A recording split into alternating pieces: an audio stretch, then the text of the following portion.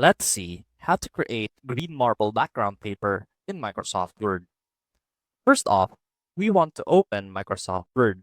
And as you can see right here, we have our document ready. Now, to create a green marble background paper, there are two things that we can do. First is by going online and looking for the green marble background that we want to put into our paper. And if you already have one, simply copy that image, paste it into your document, and send it all the way to the last layer to make sure that it stays in the background.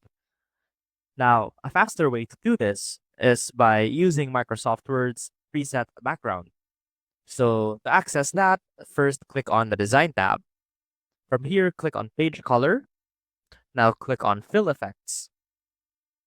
From here, click Texture, and you should be able to find the green marble right here, as denoted by the name as well. Click on OK to insert that into your document. And as you can see, we now have a green marble background as our background for this document. I hope it's helped, and I will see you soon.